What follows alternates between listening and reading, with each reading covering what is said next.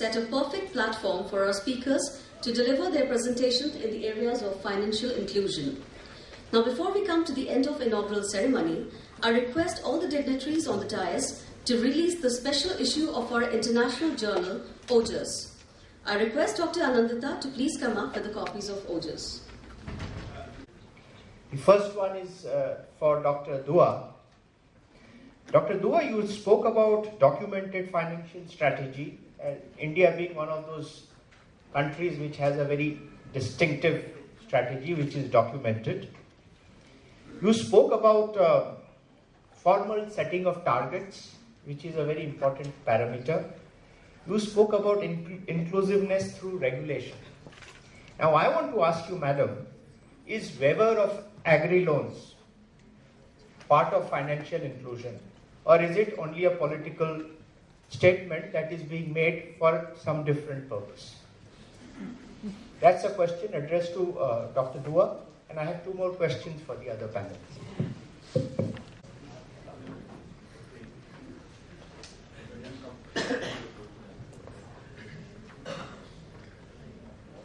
I think you summarized the main issues that I made very well.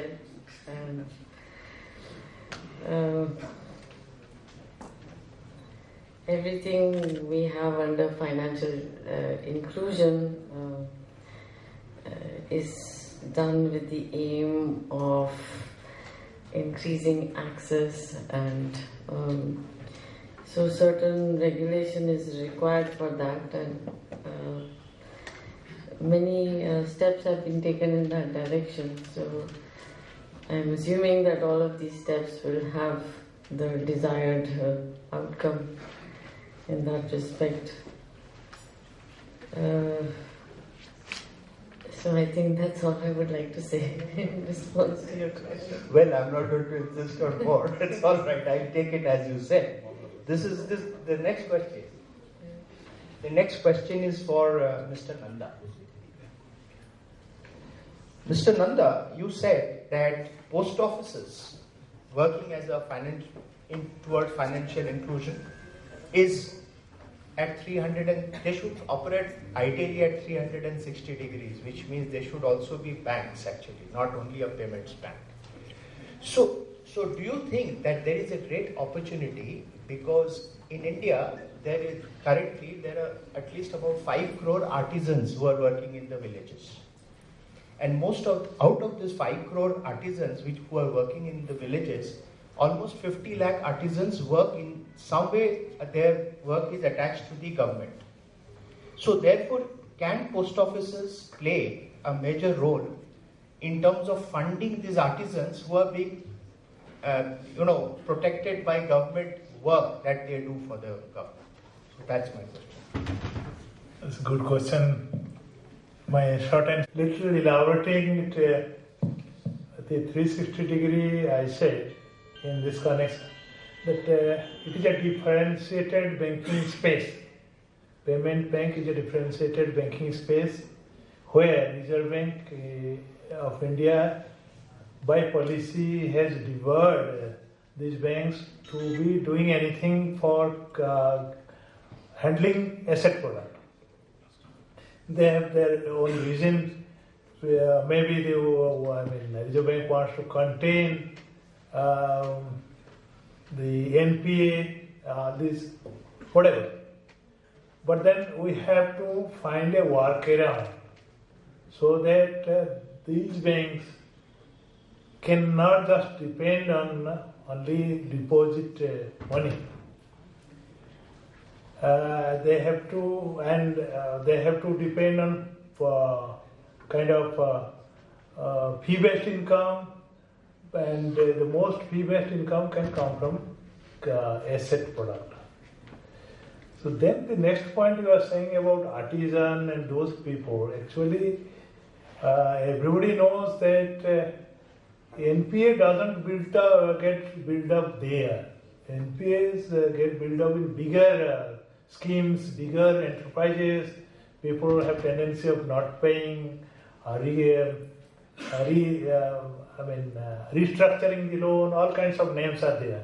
But about these artisans and the small, they are very darling of this asset banking. But they have this issue of reaching out. They can't, banks, they are afraid of opening brick and mortar branches with all kinds of facilities and all that. They have started doing through BC, but BC has speakers and RBI has also, that are not leading to intensive, the accounts are opened but not transacted much. So it is where post office can play a role. Then we have to really kind of make our MOU a win-win kind of thing. If we are pushed into this NPA, say, okay, you underwrite this loan, we are paying loan because of you say, if he doesn't pay, then you have to take a part of burden. All these things are to be negotiated. But yes, post office can do it and do it better than anybody else. Thank you. So this should go as a recommendation from here.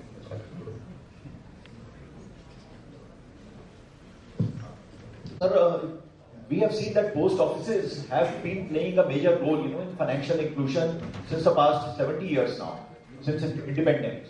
Because even today, in a recurring deposit account of our post office, the minimum amount required is ₹10 per month. Even in other accounts also, whether it's MIS or other.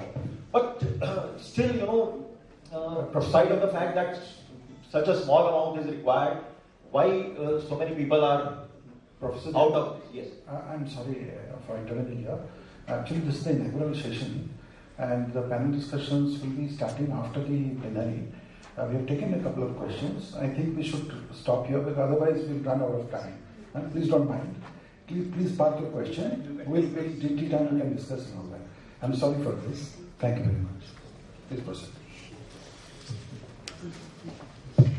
Nanda, please come forward.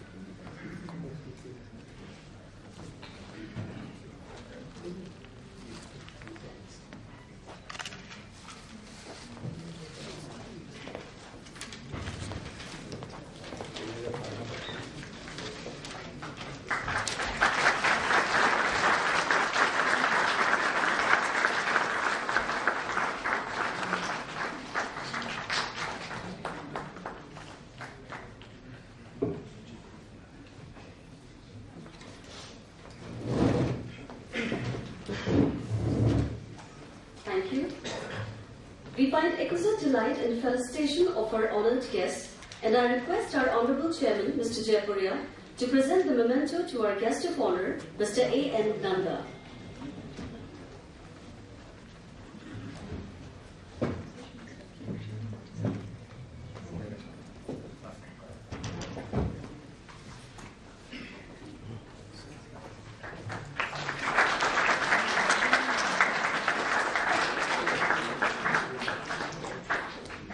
Request, sir, to present the memento to our guest of honour, Dr. Pami.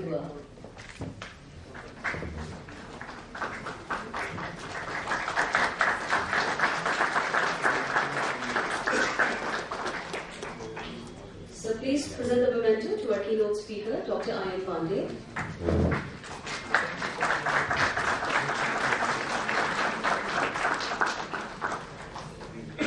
Thank you.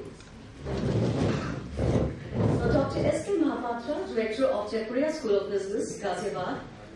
Earlier, he has served as the President HR of 2500 megawatt power business of the Bajaj Group, Group Ethics Officer of Tyndall Steel and Power Limited, Vice President and Head of HR at JSPL Angul Project in Odisha, Senior General Manager and Head of HR of POSCO India, and Chief of HR at Tata Metallics Kolkata. He has taught at Xavier Institute of Management, Bhubaneswar, VGSO.